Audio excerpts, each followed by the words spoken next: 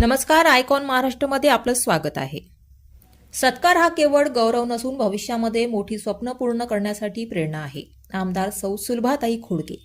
आमदार सौ सुलभाताई खोडके यांच्या हस्ते 10वी 12वीतील गुणवंत विद्यार्थ्यांचा सत्कार. दिवंगत उपमुख्यमंत्री लोकनेते अजितदादा पवार यांच्या जयंतीनिमित्त जनसेवा सप्ताहांतर्गत प्रेरणादायी उपक्रम. शिक्षण हेच विकासाचे माध्यम असून शिक्षणाशिवाय माणूस प्रगती करू शकत नाही. विद्यार्थ्यांच्या शैक्षणिक जीवनामध्ये 10वी आणि 12वीचा टप्पा हा विद्यार्थ्यांच्या जीवनाला नवी दिशा व भविष्याचा वेध घेऊन नवे क्षितिजे गाठण्याची प्रेरणा देणारा आहे. त्यामुळे विद्यार्थ्यांनी मिळविलेले सुयश हे त्यांच्या सातत्यपूर्ण मेहनत, शिस्त आणि जिद्दीचे फळ असले तरी त्यांचा सत्कार करून त्यांना अधिक प्रोत्साहित करणं हे समाजाचे कर्तव्य आहे. आजचा सत्कार हा केवळ गौरव नसून विद्यार्थ्यांना भविष्यामध्ये आणखी मोठी स्वप्न पूर्ण करण्यासाठी प्रेरणा देणार आहे. शिक्षण हाच विकासाचा व समृद्ध जीवनाचा पाया असून शिक्षणाच्या माध्यमातून समाज आणि राष्ट्राच्या विकासामध्ये योगदान देण्याचा संकल्प प्रत्येक विद्यार्थ्याने करावा, असं आवाहन आमदार सौ सुलभाताई संजय खोडके यांनी केलं.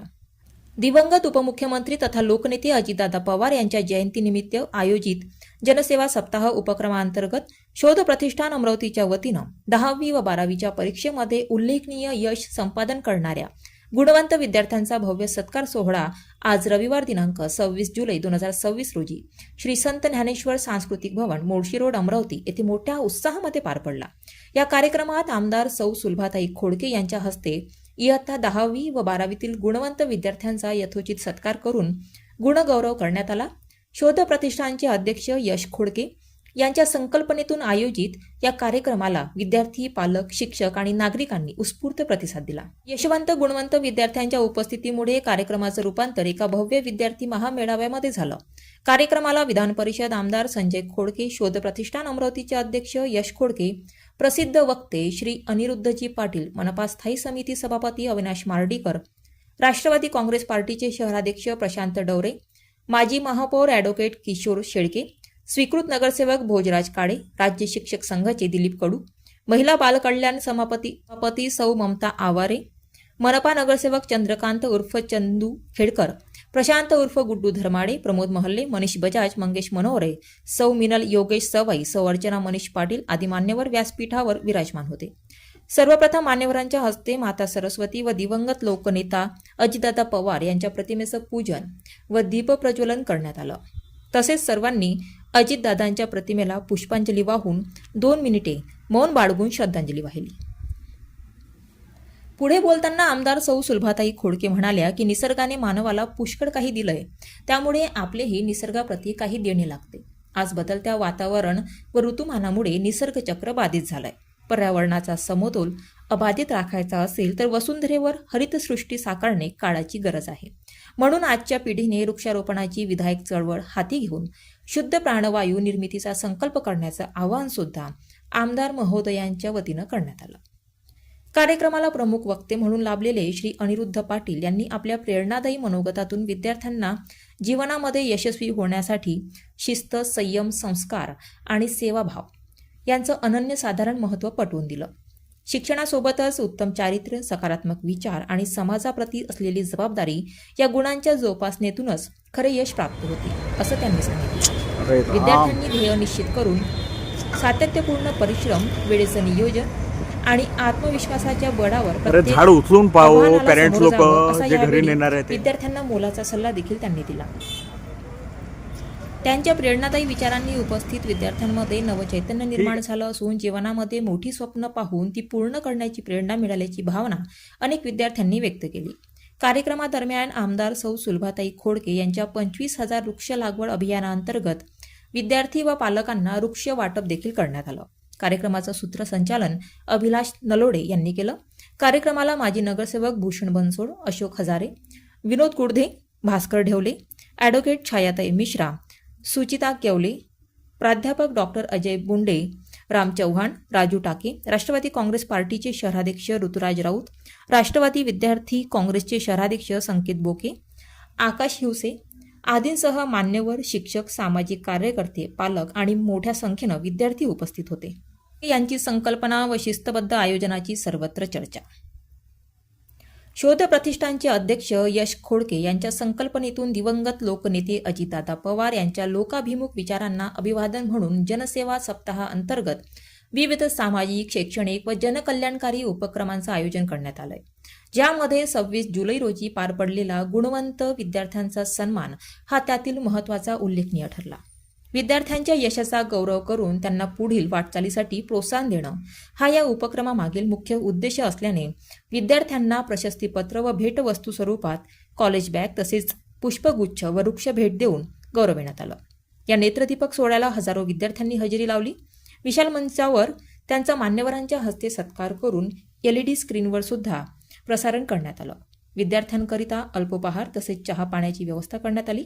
इतक्या भव्य आयोजनाचं साक्षीदार बनलेल्या विद्यार्थ्यांनी निश्चितच हा सत्कार सोहळा आमच्यासाठी प्रेरणादायी असल्याची भावना व्यक्त करून त्यांनी यावेळी आयोजकांचे अभिनंदन व आभार मानले. या कार्यक्रमादरम्यान शोध प्रतिष्ठानचे अध्यक्ष यश खोडके यांच्या शिस्तबद्ध आयोजन व नियोजनाची उपस्थितांमध्ये चर्चा दिसून आली. मुली जितक्या वडिलांवरती प्रेम करतात तितक्या जगात कोणावर प्रेम करत नाहीत. वडिलांवरती जितक्या करतात.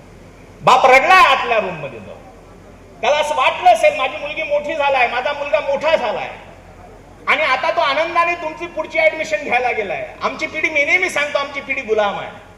आमच्या पिढीला आमच्या मुलांसाठी जगावं लागतं. आमचे वडील नाही जगले, आम्हाला जगावं लागतं. आजही वाटेल त्यांना, असं वाटेल. पण मुलांना आणि मुलींना एक विनंती करतो की आमचे आई वडील जगतात आमच्यासाठी, आमच्यावरती प्रचंड प्रेम करतात. आमच्यावरती प्रेम करत असताना लागेल ती गाडी घोडा सर्व घेऊन देतात.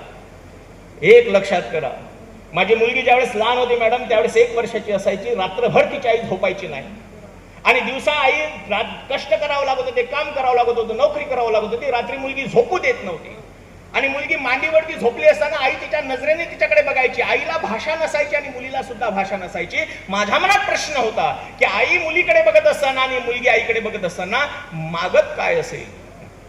आणि त्याचं उत्तर होतं की पोरी, मी तुझं आयुष्य मोठं करण्यासाठी आयुष्य घालवेल. मुला, मी तुझं आयुष्य मोठं करण्यासाठी आयुष्य घालवेल.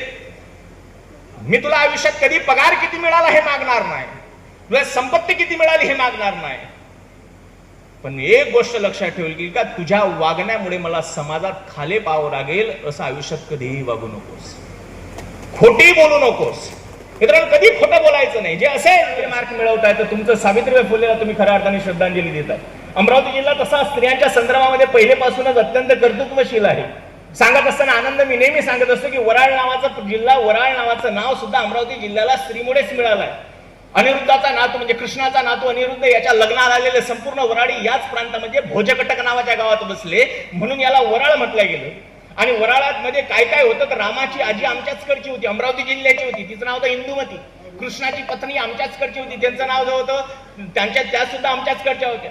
एवढंच नाही तर अनिरुद्धाची पत्नी सुद्धा आमच्याचकडची होती. लोकमुद्रा सुद्धा आमच्याचकडची होती. एवढंच नाही तर राजा भगीरथाची आई सुद्धा आमच्याचकडची होती. मला हे सर्व उदाहरणं सांगत असताना आनंद या गोष्टीचा वाटतो की स्त्रियांची परंपरागत असलेली व्यवस्था आणि स्त्रियांनी करण्याचं काम जे शिकवलं असेल ते आम्ही शिकवलेलं आहे. आणखी एक गोष्ट सुद्धा आम्ही अमरावती जिल्ह्याने दिलेली आहे. रुक्मिणीचं नाव सविता होतं. सोन्यासह पडून नेली म्हणून तिचं नाव रुक्मिणी पडलं. संस्कृत मध्ये सोन्याला रुख नावाचा शब्द बोलला जातो. संस्कृत मध्ये सोन्याला रुख म्हटलं जातं किंवा कनक म्हटलं जातं आणि सोन्यासह पडून नेली म्हणून रुक्मिणी म्हणून लग्नात जे ठेवतात त्याला रुखवंत म्हणतात.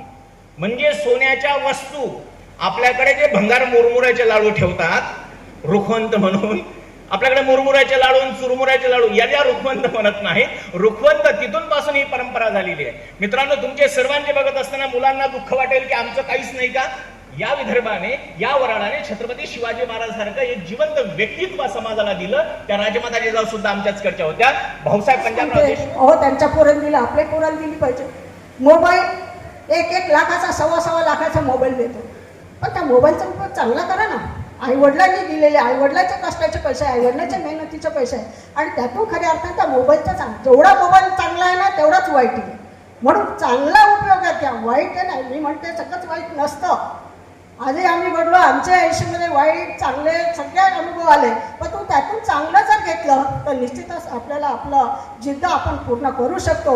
म्हणून मला या ठिकाणी विद्यार्थ्यांनो, तुम्ही खूप मेहनत करून इथपर्यंत पोहोचले, तुम्हाला एवढं मोठं पर्सेंटेज मिळालं, आता याच्यापेक्षा पर्सेंटेज कमी होणार नाही याची निश्चितच आपण सगळ्यांनी काळजी घ्या. आणि आयुष्यामध्ये खूप मोठं होण्याचं स्वप्न बघा, आईवडिलांचं स्वप्न पूर्ण करा.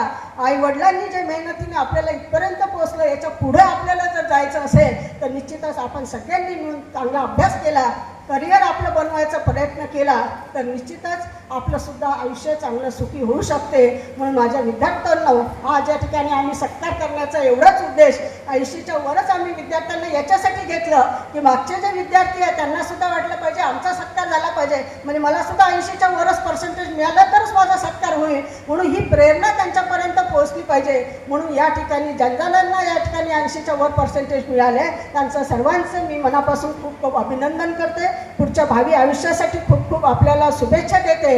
आणि आपल्या आयुष्यामध्ये आपल्याला काही अडचणी आल्या तर निश्चितच मी तुमच्या सर्वांच्या सोबत आहे, काही अडचणी सोडवण्यासाठी मी सहकार्य करेल एवढा विश्वास या ठिकाणी आपल्याला देते आणि माझे 2 शब्द संपवते. जय हिंद, जय महाराष्ट्र.